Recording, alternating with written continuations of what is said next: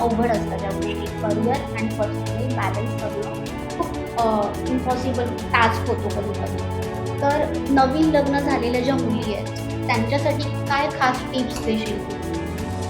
जर तुम्ही आधीपासून नोकरी करत असाल, तर फक्त मेक शुअर की तुम्ही तुमच्या पर्सनल आणि प्रोफेशनल लाईफला वेगळं ठेवताय. ऑफिसमध्ये टिपिकल मॅरिड गॉसिप अव्हॉइड करा. कारण की त्याने तुमचं पर्सनल लाईफ खूप अफेक्ट होतं. You get 10 people on board की ते तुम्हाला सांगू शकतायत की तुझी पर्सनल लाईफ तू कशी व्यवस्थित करणार. म्हणजे I am the owner of my life, right? त्यामुळे मला माहिती आहे की माझं आयुष्य कसं आहे, मला माहिती आहे माझा नवरा कसा आहे, मला माहिती आहे माझ्या घरी काय चालतं काय नाही चालत. पण बाकीचे 10 जण आपल्याला बोलायला मोकळे असतात. त्यामुळे पर्सनल प्रोफेशनल लाईफ वेगळी ठेवा. नाही ठेवता आली तर मग खूप मोठा डिझास्टर होऊ शकतो. कारण की जेव्हा दोघात तिसरा आता सगळं विसरा ही गत होते, तेव्हा पर्सनल प्रोफेशनल दोन्ही लाईफ बिघडतात. तुमचं मेंटल पीस हॅम्पर होतं आणि खूप गोष्टी फिजिकली पण अफेक्ट करतात.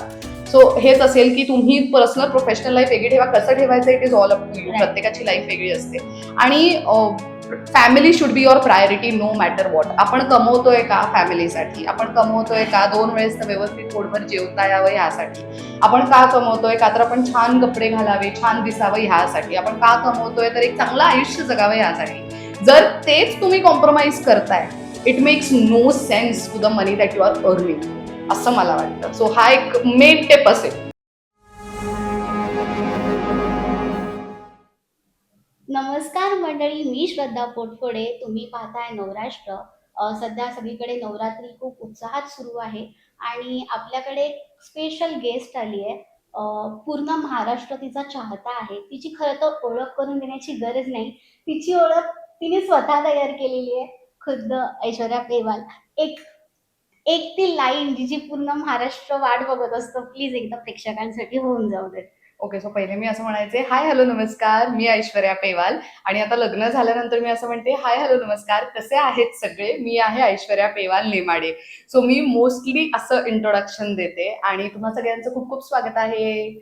आज मला हे सांगायला खूप बरं वाटतंय की श्रद्धा सुरुवात आमच्या दोघींच्या करिअरची खरं तर एका प्लॅटफॉर्म पासून झाली होती आणि आज श्रद्धा माझा इंटरव्ह्यू घेते, कारण की ती माझी ॲज अ इंटर्न काम करत होती खूप वर्षांपूर्वी आणि आज ती या प्लॅटफॉर्मवरती माझा इंटरव्ह्यू घेते. त्यामुळे मला प्रचंड आनंद वाटतो याबद्दल. म्हणजे मी एक्सप्लेन नाही करू शकत आहे.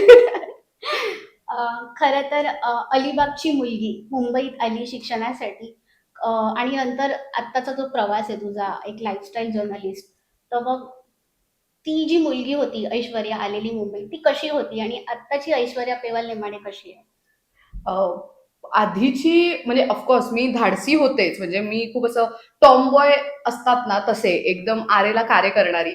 पण मग नंतर हळूहळू गोष्टी कळायला लागल्या की आपल्याला कसं वागायचं असतं, कसं बोलायचं असतं. मुंबईत आल्यानंतर खरं तर एक पर्सनॅलिटीमध्ये वेगळेपण मला स्वतःला जाणवलं. कारण की इथली माणसं तुम्हाला म्हणजे ट्रेनमध्येच प्रवास करताना प्रत्येक स्टेशनवरती चढणारी बाई ही वेगळ्या स्वभावाची असते. त्यामुळे तसंच आहे की मुंबईने खरं तर मला सामावून घेतलं आणि मी वेगळी ऐश्वर्या म्हणून लोकांसमोर आले.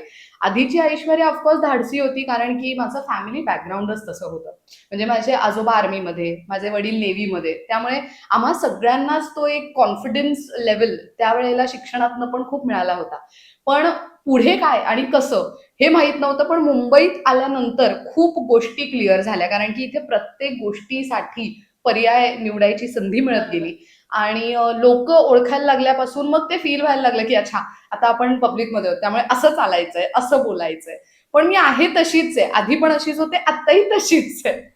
मुंबईत आल्यानंतर आपण मीडिया फील्ड जॉइन करायची वगैरे असं काही ठरवलेलं का? की म्हणजे काही रँडम म्हणून असंच? ऍक्च्युली मी लहानपणापासून ना न्यूज चॅनल्स खूप बघायचे. म्हणजे रॅदर असं होतं की आधी सिरियल आणि न्यूज चॅनल ह्या दोनच गोष्टी टीव्हीवर दिसायच्या.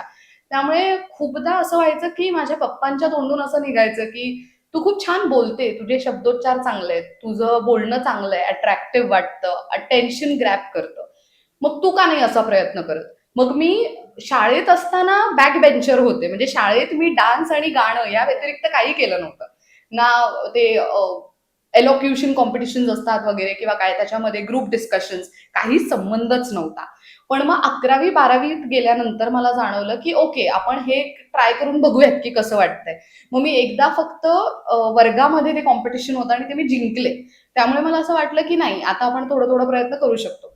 12वीत आल्यानंतर मी खूप क्लिअर झाले की त्यावेळेला BMM, bachelors of mass media, खूप बूम मध्ये होतं. म्हणजे मला असं फील व्हायला लागलं की नाही, आता हे काहीतरी वेगळं आहे आणि जगावेगळं आपल्याला पण काहीतरी करायचंय, त्यामुळे आपण BMM करूयात. पण मग BMM जॉईन केल्याच्या 1 वर्षानंतर मला कळालं की त्याच्यात पण 2 पर्याय असतात, ऍडव्हर्टायझिंग आणि जर्नलिझम. तर मग मी पप्पांना बोलले की पप्पा, मी तर ऍड मध्ये ऍडमिशन घेतलंय, पण मला तर न्यूज चॅनलवर किंवा असं काहीतरी काम करायची इच्छा आहे. ऍड केलं तर तिथे नोकरी कशी मिळणार वगैरे, कारण की वेगवेगळ्या सिटीमधनं आलेली जी क्लासमेट्स होते सगळे, तर ते वर्गमित्र सगळे ते म्हणायचे की अरे मी इकडे जाणार आहे कामाला, अरे मी इथे प्रयत्न करतोय, अरे मी ते करणार आहे वगैरे, पण माझ्याकडे बोलायला काहीच नसायचं. मग पप्पा मला म्हणाले की शिक्षण जोवर, म्हणजे ग्रॅज्युएशन तर कर, मग पुढे बघू आपण काय ते. मग ग्रॅज्युएशन लास्ट इयरला आल्यानंतर लक्षात आलं की मास्टर्स करता येतं कम्युनिकेशन आणि जर्नलिझम मध्ये, पत्रकारितेमध्ये मुंबई युनिव्हर्सिटीचा एक चांगला कोर्स आहे आणि त्यांचे रेफरन्सेस किंवा तर बाकी गोष्टी पण चांगल्या आहेत. तर मी पप्पांना बोलले की आता मला मास्टर्स करायचंय, आता मला मास्टर्सचं शिक्षण करायचंय. पप्पा म्हणाले ठीक आहे, तुला मास्टर्सला ऍडमिशन घेऊन देतो. म्हणून मग मी खूप मार्ग मोकळे ठेवले की जर्नलिझम पण करायचं आणि ऍड पण करायचं. सो बॅचलर्स केलं ऍडव्हर्टायझिंग मध्ये आणि मास्टर्स केलं जर्नलिझम मध्ये. त्यामुळे मी नोकरीसाठी तयार होते की ऍड मध्ये नाही मिळालं तर पत्रकारितेमध्ये काहीतरी मिळेल, पत्रकारितेत काही नाही मिळालं तर ऍड एजन्सीमध्ये साधारण 9 ते 5 ची नोकरी तर मिळेलच. म्हणजे मी या झोन मध्ये होते की बाबा आपल्याला काम करायचं, पुढे काय होईल ते बघू, पण मला नोकरी पाहिजे मुंबईत सर्व्हाइव्ह करायला. शिक्षण झालं, पुढे नोकरी लागली, जॉब लागला, एका चांगल्या ऑर्गनायझेशन मध्ये काम करतो, तेव्हा आपल्याला म्हणजे लिमिट असतं, टाइम लिमिट असतं. पण आपल्या फील्डमध्ये उलट आहे, आपल्याला टाइमचं काही लिमिट नाहीये. आपली जायची वेळ फिक्स आहे, पण घरी यायची वेळ फिक्स नसते. बरोबर. अशा वेळी घरच्यांचा सपोर्ट फार महत्वाचा असतो. आणि लग्नानंतर ऑफकोर्स आपल्या सगळ्याच प्रायोरिटीज चेंज होतात आणि लग्नानंतर मिळणारा सपोर्ट चेंज होतो. तर घरच्यांचा सपोर्ट याबद्दल थोडंफार सांगशील? मला पप्पा एकच म्हणायचे की मी शिक्षणापुरतीच माझ्याकडे पैसा आहे, त्यामुळे म्हणजे ऑफकोर्स फायनान्शियली आम्ही स्टेबल होतो. पण पप्पांची ही एकच अट होती की बाबा मुंबईत गेली आहे तर शिक्षण करून असंच वायफळ खर्च नाही करायचा. तर मी शिक्षणापुरतीच तुला पैसे देणार, त्याच्यानंतर मात्र तुला 2 महिन्यात नोकरी नाही लागली तर तू बॅग पॅक करायचे आणि घरी यायचं, कारण की आम्ही उगाचचे पैसे पीजी मध्ये आणि हॉस्टेलमध्ये आणि फिरण्यात बिरण्यात नाही घालवू शकत. तर मग माझ्यावरती तो प्रेशर होता की अरे आता पप्पा, मला मुंबईत एवढे मला 5 वर्ष झाले आणि पप्पा मला आता सांगतायत आता तू परत यायचं जर नोकरी नाही लागली तर. आणि माझ्यावरती तो खूप मोठा प्रेशर असल्यासारखं होतं की मी एकतर टॉपर पण होते, त्यात मला जॉब मिळणं गरजेचं होतं, त्यात असा जॉब हवा होता की माझी पीजीचं खर्च निघेल, माझा खर्च निघेल, परत मला शॉपिंग डे 1 पासून आवडायचं, म्हणजे म्हणजे नोकरीला लागल्यापासून. तर मग मला असं होतं की सगळ्या सगळ्या गोष्टींसाठी पैसे साठवणं गरजेचं आहे आणि कमवलेले पैसे वाचवणं पण गरजेचं आहे, म्हणजे सगळीकडे युटिलाइज करून. पण मग नोकरी मिळेल का, हा मुद्दा होता. पण पप्पा म्हणाले, मला मास्टर्सचं मला आठवतंय लास्ट इयर होता माझा, आणि ते थिसिस करतो ना आपण, प्रोजेक्ट बुक राईट, असतं, राईट. तर त्याच्यासाठी खूप एक्स्ट्रा पैसे गेले. आणि पप्पांना मी सांगितलं, पप्पा एवढा खर्च झालाय.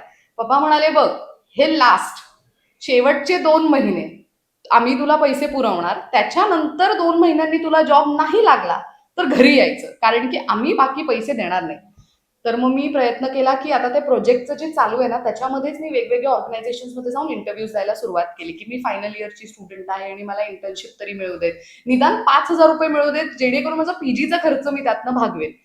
मग लकीली मला जॉब मिळाला आणि जॉब मिळाल्यानंतर सगळ्यात पहिली खरं तर सुरुवात माझी झाली मंत्रालयामधनं. त्याच्यासाठी त्यांचं DGI PR म्हणून चॅनल आहे, तर त्याच्यावरती मी व्हॉइस ओव्हर आर्टिस्ट म्हणून पहिले सुरुवात केली. स्क्रिप्ट रायटर्स आणि सगळे तिथे अवेलेबल असायचे, व्हॉइस मात्र मी तिथून सुरुवात केली द्यायची.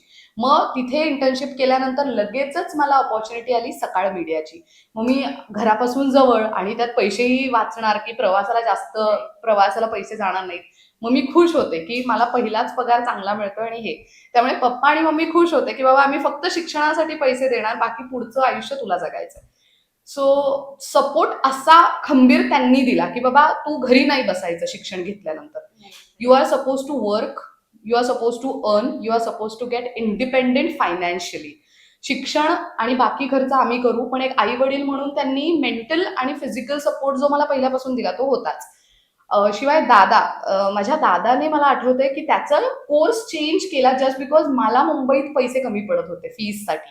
म्हणून त्याने त्याचा कोर्सच चेंज करून त्याने आर्ट्समध्ये कॉम्प्रोमाइज केलं शिक्षण आणि त्याने आर्ट्समध्ये ग्रॅज्युएशन केलं. का तर माझ्या बहिणीला मुंबईत पैसे नाही कमी पडले पाहिजेत. बिकॉज त्यावेळेला एवढं अफोर्ड करणं पण एका सिंगल पेरेंटला म्हणजे पप्पा सिंगल अर्निंग पेरेंट होते ऍक्च्युली. मम्मी हाऊसवाईफ आणि दादाही शिक्षण घेत होता. पप्पांवरती दोन्ही मुलांचं खर्च आणि दादाचं ठरलेलं होतं की त्याला अलिबागच्या बाहेर जायचं नाहीये, त्याला शिक्षण इथे करून म्युझिक इंडस्ट्रीमध्येच काय ते करायचंय.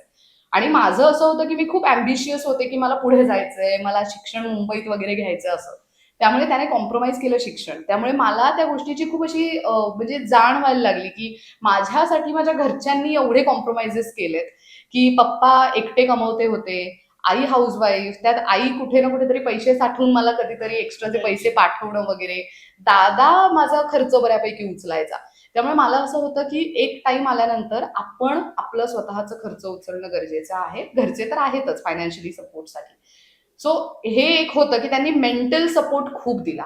फायनान्शियल सपोर्ट तर होताच, पण कालांतराने जो मेंटल आणि फिजिकल सपोर्ट एका मुलीला गरजेचा असतो तो त्यांनी खूप दिला. घरच्यांपासून लांब हॉस्टेलला राहताना ती कमी जाणवायची. भरपूर म्हणजे संध्याकाळी गेल्यानंतर स्वतःच्या पाण्याचा ग्लास पण स्वतः जाऊन घ्यायचा. म्हणजे ते असं वाटायचं अरे देवा, हे पण आपल्याला करायचंय का. मग त्यानंतर कितीतरी वेळेला ऍक्च्युली हॉस्टेलमध्ये कसं होतं ती तो छोटा गॅस असतो ना त्याच्यावरती ती एक शेगडी असते, ते आम्ही दोघी तिघी मैत्रिणी कॉन्ट्रीमध्ये यूज करायचो. बापरे. तर मग त्यामुळे एक आणि त्यावेळेला एकच भांड त्याच्यावरती ठेवता येणार ना. मग एकीने मॅगी बनवेपर्यंत आपण बसून राहायचं. हिचं कधी होतंय म्हणजे मी चहा करीन, हिचं कधी होतंय म्हणजे मी कॉफी करीन. आणि भूक इतकी लागलेली असायची की आपण ना सतत जाऊन 10 रुपयाचा वडापाव पण घेणं त्यावेळेला मला शक्य नव्हतं. का तर मला पैसे जे आलेत तो पगारच तेवढा होता की मला राहणं, खाणं, पिणं सगळं त्यात मॅनेज करायला लागायचं. त्यामुळे रोज उठसूट बाहेरचं खाणं नाही. शक्यच नव्हतं. म्हणजे इम्पॉसिबल हे खरं होतं तेव्हा. त्यामुळे खूप त्यावेळेला स्ट्रगल असायचा. आणि मग रात्री कधीतरी जे बनवलंय आता एकच गॅस आहे म्हटल्यानंतर खिचडीचा म्हणजे खिचडी लावली आपण कुकरमध्ये, ती कमी पडली ना की अक्षरशः असं पोटात हे व्हायचं की अरे खूप भूक लागली अजून. घरी असलं की आईला म्हटलं की आई हे आण ते आण, आई 10 मिनिटात आणून देणार. पण हॉस्टेलमध्ये ते कधीच नाही झालं. म्हणजे अक्षरशः एका टाइम नंतर मी आईला फोनवर सांगायचे, मी खूप बारीक झाले होते. आणि मम्मी घरी गेल्यानंतर म्हणाली की काय झालं ग तुझी तब्येत काय अशी दिसते. मग मी तिला सांगितलं की अगं रात्री ना थोडंसंच बनवलं जातं, मग ते पुरत नाही, मग पोट भरत नाही वगैरे वगैरे. परत मग नेक्स्ट डे सकाळी उठायची पण तयारी असते असं तसं. तर मग आई म्हणाली ठीक आहे मी तुला खाऊचे डब्बे देत जाईल. पण खाऊचे डब्बे हॉस्टेलला आणल्यानंतर ते कसे राहणार आहेत. अजून आजूबाजूला मुली असतात, ते सगळे संपून जायचे. त्यामुळे तो एक हे आहे की आईच्या हातचं जेवण जे आजकालची मुलं म्हणतात ना की हे नको ते नको, बाहेर राहिल्यानंतर घराच्या जेवणाची किंमत कळते. त्या चपातीची त्या चटणीची किंमत तेव्हा लक्षात येते. आणि तेव्हा ते मला खूप जाणवायचं हॉस्टेलमध्ये असताना. ऑफकोर्स लग्न झाल्यानंतर स्वतः जेव्हा करायला लागतो तेव्हा वेगळी गोष्ट असते. पण लग्नाच्या आधी जेवणावरनं म्हणजे मेन खाण्यावरनं मला खूप आठवण यायची घराची, खूप. प्रत्येक गोष्ट कॉम्प्रोमाइज केल्याशिवाय आयुष्यात माणूस पुढे जात नाही याचं उत्तम उदाहरण आहे. लग्नानंतरचा सपोर्ट कसा आहे तुझ्या कामाबद्दल? टचवूड खूप चांगला आहे खरं तर.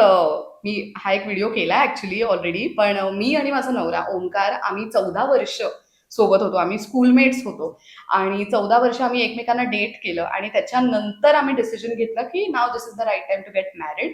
कारण की आमच्या दोघांच्या फॅमिलीमधनं एकच म्हणणं होतं की फायनान्शियली स्टेबल दोघेही पाहिजे. आत्ताच्या घडीला एकाने कमवणं पुरत नाही घरात. त्यामुळे दोघांनी पण कमवणं, दोघांनी पण स्वतःच्या कामामध्ये बिझी राहणं हे गरजेचं आहे. आणि त्याच्या फॅमिलीला पहिल्यापासून मी माहित होते, माझ्या फॅमिलीला तो माहित होता.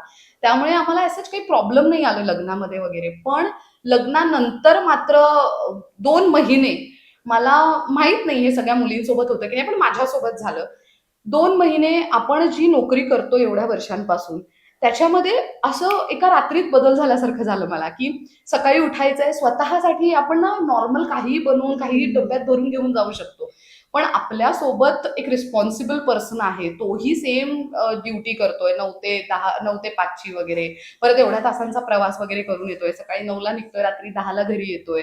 तर ती जेवणाची सोय हे ते सगळं घरातलं मशीन लावणं, छोट्या छोट्या गोष्टी, बिल्स भरणं, किंवा तर लग्नानंतर खूप आपले हे असतात ना की अरे आपल्याला घर असं सजवायचंय तसं सजवायचंय, कुठेतरी लोन येतं, मग EMIs येतात. असे इतके बदल झाले ना 2 महिन्यामध्ये की मला एका टाइम नंतर असं फील व्हायला लागलं की मी हाऊसवाईफ म्हणून जास्त चांगली होऊ शकते का, म्हणजे मी करिअरला कुठेतरी फुलस्टॉप देऊ का. मग नंतर जेव्हा काम आणि पर्सनल लाईफ मॅनेज नाही व्हायला लागली तेव्हा मला असं झालं की जर मी इंडस्ट्रीमध्ये एवढे वर्ष काम केलंय आणि लोक मला नावासरशी ओळखायला लागलेत, मग दिस इज द राईट टाइम की मी माझ्यासाठी स्टँड घ्यावा आणि मी माझ्यासाठी म्हणून माझं स्वतःचं चॅनल उभं करावं. हे एकमेव उद्देश होता की मला माझ्या फॅमिलीला, माझ्या लाईफला एक वेगळं वळण द्यायचं होतं आणि ऑल्सो मला होतं की मला पर्सनल लाईफ मॅनेज करायची होती. बेसिकली मला असं नव्हतं करायचं की दोघे हस्बंड वाईफ सकाळी जात आहेत, रात्री येत आहेत, जेवतात आणि झोपतायत, असं नको होतं. मला असं होतं की ऍटलीस्ट कोणीतरी एक एवढं स्टेबल असावं घरामध्ये की किती तो ऑफिसमधनं आला थकलाय, चिडचिड करतोय, तरी आय एम स्टेबल. मला माहितीये की त्याची चिडचिड ऑफिसमध्ये झालीये, त्यामुळे ते फक्त घरात एक साईड म्हणून निघतंय, बट दॅट इज ओके. तर ते नाहीतर जेव्हा मी पण जॉबला होते तेव्हा मी आणि तो रात्री असं अक्षरशः झोपण्यापूर्वी, त्यामुळे खूप खूप सुरुवातीचे 2 महिने खूप डिफिकल्ट होते लग्नानंतर खरं तर. आणि त्यात सण, एक सून म्हणून माझं सासर पुणा, माहेर अलिबाग, आम्ही दोघे नोकरीला मुंबईत, त्यामुळे इतकी दमछाक व्हायची की काही पहिले सण मला माहेरीच साजरे करायचे होते, काही सण पहिले फक्त सासरीच साजरे करायचे असतात. तर मग त्यामुळे माझी अशी दमछाक व्हायची, मी नेमकं काय करू, कसं मॅनेज करू सगळं. पण टचवूड माझी सासूही तितकी सपोर्टिव्ह, माझी आई ही तितकी सपोर्टिव्ह की त्यांनी कधीच तो प्रश्नचिन्ह निर्माण नाही केला की हे असं का आणि ते तसं का, कधीच नाही. पण एक ते मनातून वाटतं ना की अरे बापरे, आपल्यावरती जर ती जबाबदारी म्हणण्यापेक्षा रॅदर मला आवडतं की मला सण साजरे करायचे आहेत, मला लोकांमध्ये जायचंय, मला नातेवाईकांमध्ये जायचंय, मला लोकांना भेटायचंय. ते सगळं नोकरीत असताना माझ्याकडनं मॅनेज होत नव्हतं. आता जेव्हा मी व्हिडिओज पण करते ना तेव्हा मी अशा बायकांना भेटते की ज्यांनी ऍक्च्युअल मध्ये मूल झाल्यानंतर स्वतःचा ब्रँड उभा केला. त्यावेळेला I can relate to them very easily की बाबा त्यांनी स्वतःचा ब्रँड ह्यासाठी उभा केला का, तर त्यांना मुलाला, घराला, नवऱ्याला, सगळ्यांना वेळ देता येईल. सो ते जे आहे ना की जितक्या पण महिला आतापर्यंत मी भेटले ऑलमोस्ट सगळ्यांची स्टोरी सेम आहे की त्यांना घराला, मुलाला, स्वतःला, सगळ्यांना वेळ द्यायचा आहे, शिवाय स्वतः फायनान्शियली स्टेबल राहायचंय. पण ह्या सगळ्यामध्ये एकच खूप इम्पॉर्टंट फॅक्टर मला सगळीकडे दिसला माझ्या बाबतीतही की नवऱ्याचा सपोर्ट, ते जगाच्या पलीकडे. म्हणजे तुम्हाला जर तो सपोर्ट करत नसेल ना तर तुम्ही एकतर मेंटली खूप डिटोरिएट होता की माझ्या पाठीशी कोणीच नाहीये, मी कशी पुढे जाणार, हा सेल्फ डाऊट क्रिएट होतो खरं तर. ऑफकोर्स काही महिला आहेत की ज्या खूप इंडिव्हिज्युअली पुढे गेल्या आहेत, पण ज्या मॅरिड आहेत ना त्या मुलींना, त्या महिलांना 101% ही गोष्ट फील होते की जर नवऱ्याचा सपोर्ट नसेल, सासरी कोणाचा सपोर्ट नसेल तर आपण पुढे काहीच नाही करू शकत. कारण की ना मग ते असं होतं की जबाबदाऱ्या आपल्यावरती लादल्या जात आहेत. ते कुठे ना कुठे मनात फिलिंग येते लोकांच्या, मुलींच्या खास करून. पण माझ्या बाबतीत आणि मी ज्या महिलांना भेटते त्यांचे नवरे इंडिव्हिज्युअली जो सपोर्ट आहे ना, बॅकबोन म्हणतो, ते आहे. आणि तेच माझ्या बाबतीत घडलं, करिअरच्याही बाबतीत, लग्नाच्याही बाबतीत. या मुद्द्याकडे खरं तर मी येणारच होते. तू या मुद्द्याला हात घातलाच आहेस तर विचारते. जसं की तू सांगितलंस की मॅनेज करणं अवघड असतं त्या गोष्टी. करिअर आणि पर्सनल लाईफ बॅलन्स करणं खूप इम्पॉसिबल टास्क होतो कधी-कधी.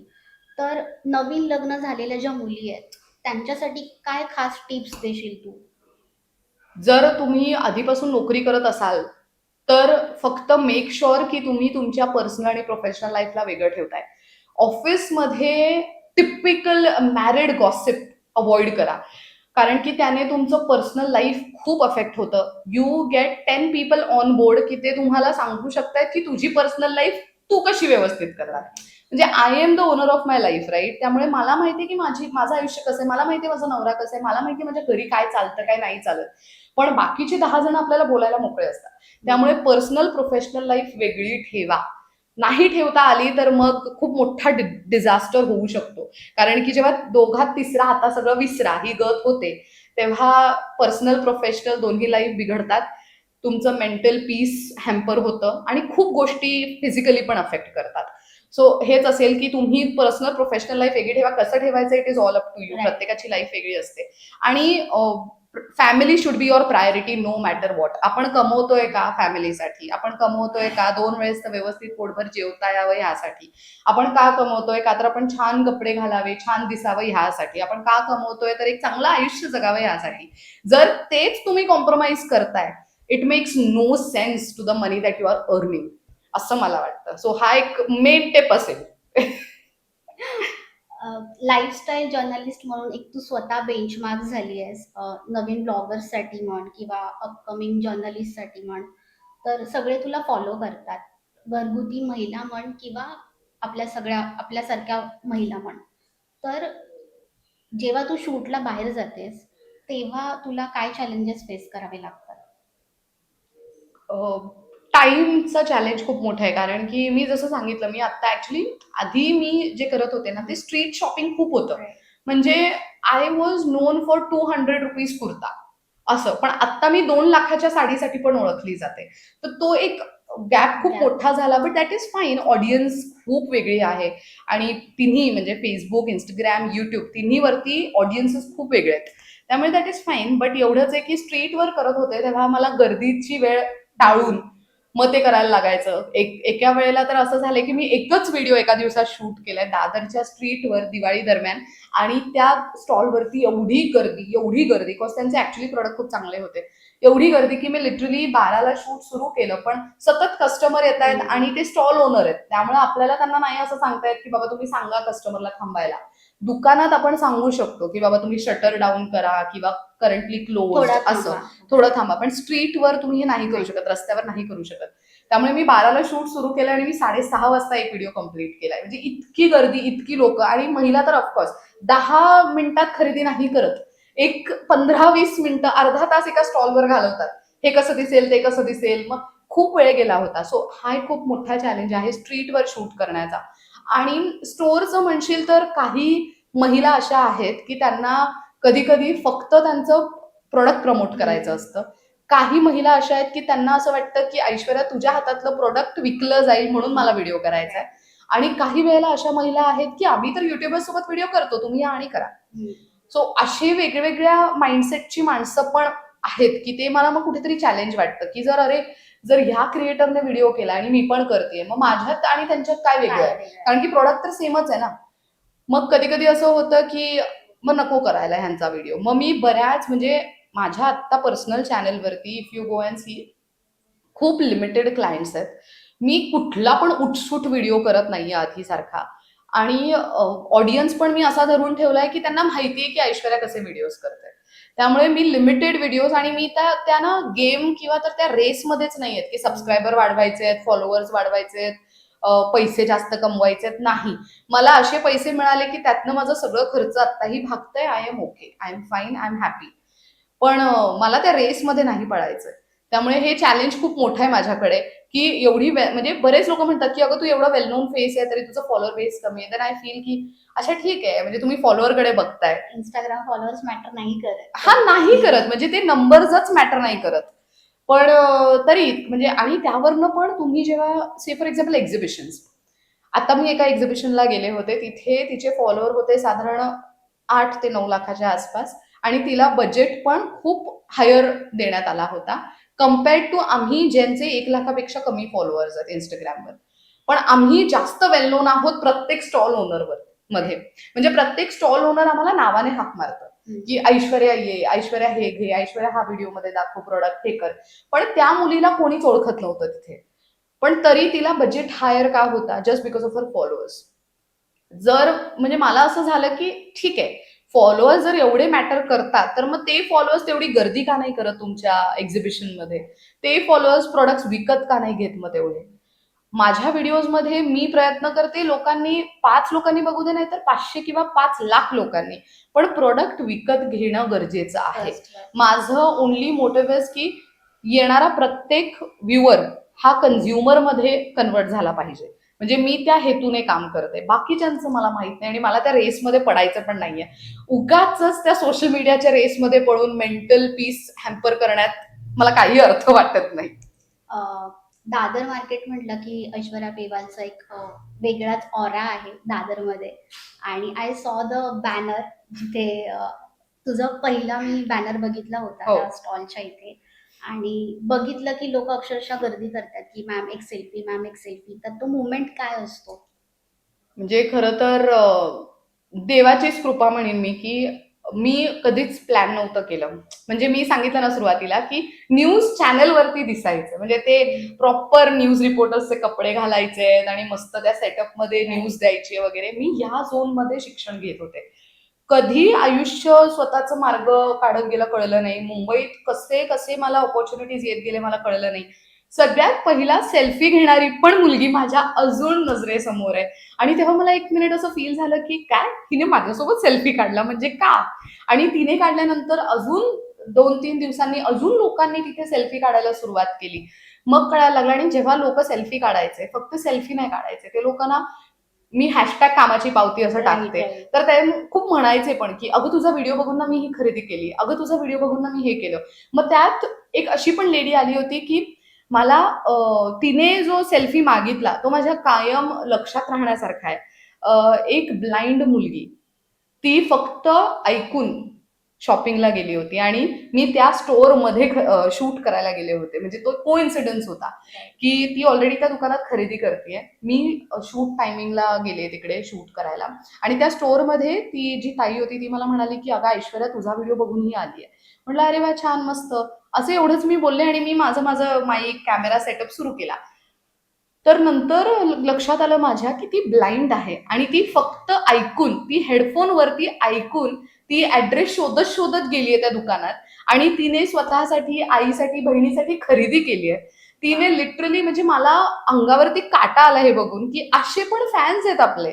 अजून काय पाहिजे आयुष्यात? जर अशी लोकं आपल्याला फॉलो करतायत, अशा पद्धतीचा सपोर्ट आपल्याला मिळतोय, हे माझ्या मते बाकी क्रिएटर्सना मिळत पण नसेल, जे मला मिळालंय. म्हणजे I am so happy and so proud about it, की माझ्या कामाची पावती मला अशा पद्धतीने मिळाली. सो प्रत्येक येणारा व्यक्ती जेव्हा सेल्फी काढतो, प्रत्येक जण त्याची स्टोरी शेअर करतं. Which is a very important factor. बाकीच्यांसारखं नाही सेल्फी काढला आणि निघून गेले. त्या महिला थांबतात. आता बायकांना बोलायला तर आवडतंच आणि मलाही आवडतं. तर ते थांबून माझ्याशी बोलतात.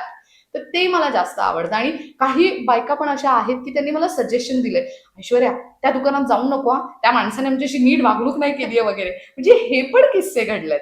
सो मला आणि खूप बरं वाटतं. मी असं नाही करत, "ओ तुमच्यासोबत असं का घडलं?" वगैरे असं नाही. मी ऐकून घेते. ऐकून घेतलं.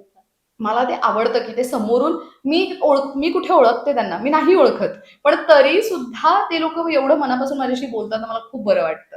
अजून खूप काय म्हणजे हवं आयुष्यात? एवढी मोठी कामाची खरंय. पावती येते. खरंय, खरंय. आणि माझे तर मुंबईमध्ये असंख्य नातेवाईक आहेत. मावशी, काकी, आत्या, बहिणी खूप आहेत. म्हणजे दुकानामध्ये जाऊन सांगतात, "ऐश्वर्या" आणि अशी पण आहे, सेल्फी काढलाय आणि त्या दुकानात जाऊन सांगतायत, "ऐश्वर्या माझी भाची आहे." त्यामुळे भरपूर मोठ्या प्रमाणात डिस्काउंट वगैरे घेऊन जातात. तर मुंबईत माझे नातेवाईक नाहीत. हे मी खूप वेळा सांगून झालंय. पण लोकं सेल्फी काढून पण हे करतात आणि काही महिला तर अक्षरशः ग्रुपने जातात आणि सांगतात, की "ओ ऐश्वर्या तर आमच्या घरची आहे. ऐश्वर्या ही, ऐश्वर्या ते" असं. म्हणजे खोटे रिलेशन्स खूप झालेत. शॉपिंगचा नवा फंडा यूज हां, केलाय. डिस्काउंटसाठी. बट मला मज्जा वाटते, की चला माझ्या नावाचा वापर अशाही पद्धतीने केला जातोय. एक लाईफस्टाईल जर्नलिस्ट याशिवाय अजून दुसरी ऐश्वर्या कशी आहे? काय आहे? मी खूप बोलकी आहे. मला बोलण्यासाठी स्टेजवर उभं केलं, तर एक साधारण मी 1-1.5 तास सहज कोणत्याही विषयावर बोलू शकते. म्हणजे मला इतकं बोलायला आवडतं. मला पुस्तकं वाचायला आवडतात. मला डान्स करायला आवडतं. मी डान्सर आहे. मी क्लासिकल डान्सर आहे. आणि आत्ताही मी कथ्थक विशारद करतीये. अखिल भारतीय गांधर्व महाविद्यालय वाशीमधनं. खूप मोठा मी करिअरमध्ये गॅप घेतला म्हणून मी विशारद उशिरा करतीये. पण मला फिरायला आवडतं, बोलायला आवडतं. मला मेन जर देवाने आपल्याला स्त्री म्हणून जन्माला आणलंय, तर मला असं वाटतं, की मी डोक्यापासून पायाच्या नखापर्यंत छान नटली, सजली पाहिजे आणि मी सुंदर दिसली पाहिजे. बाकीच्यांनी काय म्हणायचं ते म्हणू देत, पण मला छान वाटलं पाहिजे स्वतःला बघितल्यानंतर आरशात. सो मी अशी आहे. Self obsessed. असावं मला वाटतं प्रत्येक मुलीने, प्रत्येक महिलेने असावं. ते खूप गरजेचं आहे. Until unless you are not self obsessed ना, तुम्ही स्वतःवरती प्रेम नाहीच करू शकत. तुम्ही नेहमी सेल्फ डाऊट मध्ये राहता की कुठेही गेल्यानंतर लोक आपल्याला काय काय म्हणतील, म्हणते. मी चालतीये आणि मी ही साडी छान नाही नेसलीये तर मग समोरची काय म्हणेल, किंवा मला लग्नात जायचंय पण माझी साडी साधी सुधी दिसते, माझ्याकडे साधा ड्रेस आहे, लोक काय म्हणतील. आपण हेच म्हणून कॉन्फिडन्स लो करून घेतो. ऑफकोर्स. आणि मला असं वाटतं सेल्फ ऑब्सेस्ड हे मुलींनीच महिलांनीच नाही तर प्रत्येक व्यक्तीने, पुरुष मंडळींनी पण असावं. सेल्फ ऑब्सेस्ड सध्याच्या काळामध्ये राहणं फार गरजेचं आहे.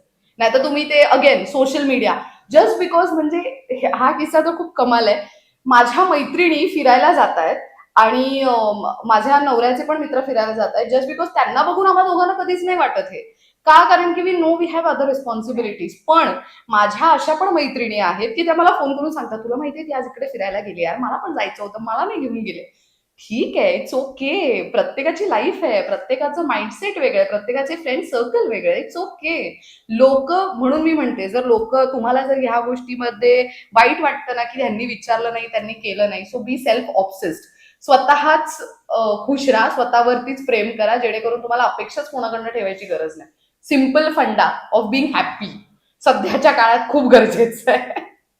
खूप कमी लोकांना माहिती असेल की कथ्थक विशारद असलेली Aishwarya Pewar Guinness book of world रेकॉर्डची मानकरी आहे. हो. मी भरतनाट्यम आणि लावणीमध्ये Guinness book of world record holder आहे. ती अचीवमेंट तर शिक्षणादरम्यानच होती. शिक्षणानंतर ती, म्हणजे मी डान्स असं होतं तेव्हा की जॉब करता करता ऍक्च्युली जेव्हा मला गिनेस मिळालं ना, त्याच्यानंतर मला असं होतं की आपण मस्त डान्स अकॅडमी वगैरे ओपन करू, मस्त एकदम सेलिब्रिटी स्टाईल अँड ऑल. नंतर लक्षात आलं की नाही नाही नाही, आपल्याला रिस्पॉन्सिबिलिटी एकच आहे की पप्पांनी सांगितलंय 2 महिन्यात पॅकअप कर आणि घरी ये, तर आपली जबाबदारी ही आहे की बाबा आपल्याला नोकरी मिळवायची, आपल्याला घरी नाही जायचं. नोकरी मिळवल्यानंतर काय करता येईल ते करूयात. मग ते एक होतं. पण हे नक्कीच आहे की घरच्यांनी डान्ससाठी पण सपोर्ट केलं, सासरकडचे पण त्याला सपोर्ट करतायत. म्हणजे मी एखाद दिवशी डान्स क्लास मिस केला, माझ्या सासूला पण हे माहिती आहे, माझ्या आईला पण माहिती आहे. आता आई तर युज टू आहे, पण सासू पण मला प्रश्न करते की अगं तू क्लासला नाही गेलीस. म्हणजे हे खूप कमी जण विचारतात. आणि माझी सासू मला विचारते, माझी आई तर ऑफकोर्स डोक्यावरतीच असते की तू क्लास नाही केलंस, तू हे नाही केलंस, मग तू असं का नाही केलंस. म्हणजे शी इज बिहाइंड मी की तू हे कर, तू हे केलंच पाहिजे, तू का नाही केलंस. पण सेम रिस्पॉन्स माझी सासू पण देते, म्हणजे तेही डान्ससाठी. तर ते तर अलग लेवल आहे. म्हणजे कुठलीही जबाबदारी सांभाळताना आवड जपायची हे ह्यातून आपल्याला शिकायला मिळतं. तर मला एक सांगशील की जेव्हा तू एका पर्टिक्युलर ऑर्गनायझेशनला काम करते आणि त्यानंतर आता तुझं स्वतःचं यूट्यूब चॅनल आहे, तुझा हा प्रवास कसा आहे? जेव्हा आपण एका ब्रँड सोबत काम करत असतो ना, तेव्हा सगळेजण क्रेडिट घ्यायला उभे असतात. ती गोष्ट मला मानसिकरित्या फार त्रास द्यायची की जर मी माझं इंडिव्हिज्युअल ब्रेन, म्हणजे मी डोकं मन सगळं एकाग्र करून जर एक काम पूर्ण केलं तर त्याचं क्रेडिट फक्त मला मिळायला हवंय. Y others? म्हणजे ते आय डोंट नो, पण मला ना ते खूप खटकायचं. आणि तेव्हा माझं फक्त एवढंच म्हणणं असायचं की तुम्ही फक्त एवढं म्हणा, ऐश्वर्या गुड जॉब, बस. तुम्ही मला नका देऊ एक्स्ट्रा पगार, तुम्ही मला नका कुठेतरी पोस्टमध्ये congratulation, best job Aishwarya, good job, काही गरज नाहीये. मला फक्त तुम्ही म्हणा समोरून येऊन. आणि असं पण नाही की ऑफिसच्या 10 जणांना उभं करून Right. बोला की अरे हिने हे केलं म्हणून हिच्यासाठी टाळ्या वाजव्यात. नको. If you are my boss, तुम्ही या आणि मला समोरून बोला की Aishwarya good job, Aishwarya well done, that's it. मला मानसिक शांती मिळेल की बाबा माझ्या बॉसने मला हे सांगितलंय, बाकी जगाला काय सांगायचं सांगू दे. पण तेच जर आफ्टर अ टाइम कमी होत गेलं ना, आणि स्वतः केलेल्या कामाची पावती जर दुसऱ्या लोकांना नुसतं रिकामं बसल्यामुळे मिळत गेली ना, तर तो त्रास होतो. आणि त्यामुळे ना काय फील होतं माहितीये, हे ऍक्च्युली खूप जणांसोबत होतं की जर मला त्याचं क्रेडिट मिळत नाही, मग मी का काम करू. मला जेवढा पगार मिळतो मी करणार, घरी जाणार, मी काय एक्स्ट्रा एफर्ट्स घेऊ. हे खूप लोकांच्या मनात येतं. आणि ते खूप जणांच्या मनात त्या ऑर्गनायझेशन मध्ये असायचं. आणि ते मग मला खूप अफेक्ट करायला लागलं की मीच का म्हणून मग एकटी मेहनत घेऊ, मग मला क्रेडिट का नाही दिला जात. आणि खूप गोष्टी मला मेंटली अफेक्ट करत होत्या, खूप गोष्टी. म्हणजे मी आता लिस्ट काढत बसले तर साधारण 100-150 गोष्टी निघतील, एवढ्या गोष्टी मला त्रास देत होत्या. आणि मला फक्त एकच होतं की I deserve to be in a good place, I deserve to earn good. Just because कोणीतरी फेवरेटिझममुळे त्यांना एक्स्ट्रा सॅलरी मिळतीये आणि मी केलेल्या कामाचं तुम्ही क्रेडिटही मला देत नाही आहात, फॉरगेट अबाउट सॅलरी. तर मग ते मानसिक त्रास मला रात्रभर एक आठवडा होणारच आहे आणि ते माझ्या कामावर अफेक्ट होईल आणि मग तुम्ही कुठेतरी क्वेश्चन करणार की अरे ह्या आठवड्यामध्ये हे नाही झालं ते नाही झालं. पण तुम्ही विचार करा ना की तुम्ही आधी कसे वागलात, त्यामुळे मी मेंटली आहे का स्टेबल काम करायला, माझं डोकं चालणार आहे का तिकडे, नाहीच चालणार. मेंटल पीस माझा खूप अफेक्ट व्हायला लागला होता. ऍक्च्युली पहिले 2-3 वर्ष वर टू गुड, नंतरचे शेवटचे काही वर्ष मला फार त्रास देत होते, फार म्हणजे मानसिकरित्या फार त्रास देत होते. मी आत्ताही सांगते ना, मला पैशांची कमतरता तेव्हाही नव्हती, आत्ताही नाहीये आणि कधीच नव्हती देवाच्या कृपेने. पण एवढंच आहे की आपण केलेल्या कामाची पोचपावती तेव्हा तेव्हा मिळणं गरजेचं आहे. नाहीतर प्रत्येकाचं मन त्या कामातनं उठत जातं and this is the only reason की माझ्या ओळखीतल्या 3-4 जणी आहेत त्या दर 2 ते 6 महिन्यांनी जॉब स्विच करतात. त्यांना पगाराशी घेणं देणं आहे, त्यांना केलेल्या कामाशी घेणं देणंच नाहीये. आणि तुम्हाला अशा मुली, अशी लोक ऍज अन एम्प्लॉई चालतात, तो माझ्यासाठी प्रॉब्लेम आहे. जर तुमच्यासाठी जर एक माणूस म्हणजे मी असं पण म्हणत नाहीये की बाबा मी ओव्हर टाईम केलं तर मला सॅलरी वाढवून द्या, मी ओव्हर टाईम केलं तर मला हे द्या ते द्या. मी ओव्हर टाईम केलं तर मी कोणाला सांगायची पण नाही की ओव्हर टाईम केलंय, पण ते कोणाला दिसलंच नाही ना, हा माझा प्रॉब्लेम आहे. दिस इज माय बिगेस्ट प्रॉब्लेम. कामावर प्रेम असणं प्रॉब्लेम आहे की हे माझ्या problem मते आहे? माझ्या मते प्रॉब्लेम कामावरती मी एक्स्ट्रा प्रेम दाखवलं त्याबद्दल आहे. आता मी एक्स्ट्रापेक्षा एक्स्ट्रा प्रेम करते माझ्या कामावर, ते पण असावंच. तेव्हा पण मी कामावरती खूप प्रेम करत होते. माझं एवढंच म्हणणं असायचं की दिलेला टार्गेट पूर्ण झाला पाहिजे आणि मी खूप त्याच्या मागे असायचे. म्हणजे एकही दिवस असा मी घालवला नाही की चॅनलवर काही केलं नाही. आय वॉज व्हेरी फोकस्ड की आज हे जाणार आहे, आज हे जाणार आहे, उद्या हे. मी लिटरली आठवडा म्हणजे मी जर आजारी पडले समजा आज, तरी त्या चॅनलवरती साधारण पुढील 1 आठवड्यापर्यंत व्हिडिओज जातील एवढी तयारी माझी असायची. बँकिंग असायची व्हिडिओजची. पण मग असं व्हायला लागलं की मी का एवढे एफर्ट्स टाकते, वाय? आणि ह्यांचे इंटरनल पॉलिटिक्स तर वेगळेच. मग नंतर यू वोंट बिलीव्ह, मी एकटी बसायचे, एकटी जेवायचे, एकटं सगळं एकटं करायला लागले होते तिकडे. म्हणजे लिटरली मला त्यांच्यासोबत जाऊन बसून जेवायची पण इच्छा नाही व्हायची. हे सगळं एका टाइम नंतर तुम्हाला जर ऑफिस कॉर्पोरेट पॉलिटिक्समध्ये जर तुम्ही ते फसलात ना, तर तुम्हाला मग एका टाइम नंतर असं होतं की हाय गुड मॉर्निंग हॅलो हा काम करूया जाऊया दॅट्स इट. आणि तेच माझ्या बाबतीत होत होतं. मला तिथे ना फ्रेंड्स ठेवायची पण इच्छा नाही झाली, just because of that corporate politics. आणि हे फक्त मला असं वाटतं की जेव्हा तुम्ही कॉर्पोरेट करता ना गोष्टी, तेव्हा होतं, तेव्हा ते खूप अफेक्ट करतं आणि ते माझ्या बाबतीत झालं. कॉर्पोरेट मधून बाहेर आल्यानंतर आता मेंटल फेज काय म्हणते? खूप खुश आहे मी, आय स्वेअर. म्हणजे मी माझ्या मनाची राणी आहे, just because I run my on company of course. पण अशा पण खूप मुली आहेत की त्यांना अशा ठिकाणी जॉब करतात आता, एक टॉक्सिक ऍटमॉस्फिअर मधनं एका दुसऱ्या ठिकाणी गेलेत आणि ते मेंटली खूप स्टेबल आहेत. दे आर व्हेरी हॅपी की बाबा मला माझ्या आवडीचं काम मिळालंय आणि मेन पगारही चांगलं आहे आणि लोकही चांगले आहेत, त्यामुळे they are happy about it. So मी तर आत्ता खूप खुश आहे. म्हणजे मी कमी कमवतीये किंवा जास्त कमवते that doesn't matter, my mental peace matters a lot to me now. स्वतःला येत्या पुढच्या 5 वर्षात कुठे बघतेस? मी आनंदी राहणं अपेक्षित आहे. मला असं वाटतं की मी आनंदी 5 वर्ष, आत्ता जेवढी आनंदी आहे 5 वर्षांनी मी एक्स्ट्रा आनंदी राहावी. आत्ता मेंटल पीस मी खूप बोलले कारण की मी त्यातनं गेली आणि मला माहिती आहे.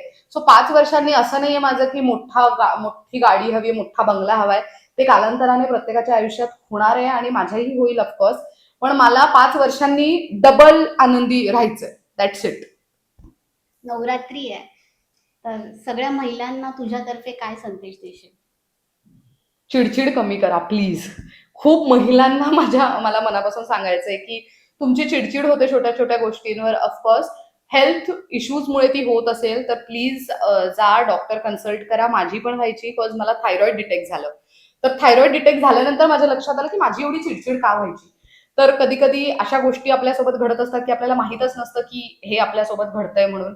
तर चिडचिड होत असेल तर please consult a good doctor. तुम्ही हेल्थ चेकअप करा. आणि दुसरं म्हणजे जर तुम्ही कमवते असाल तर पर्सनल प्रोफेशनल लाईफ वेगळी ठेवा and keep your self obsessed. स्वतःवरती प्रेम करा, दॅट्स इट. जेव्हा आपण आयुष्यात कष्ट सहन करतो त्याशिवाय आपल्याला शेवट गोड होत नाही.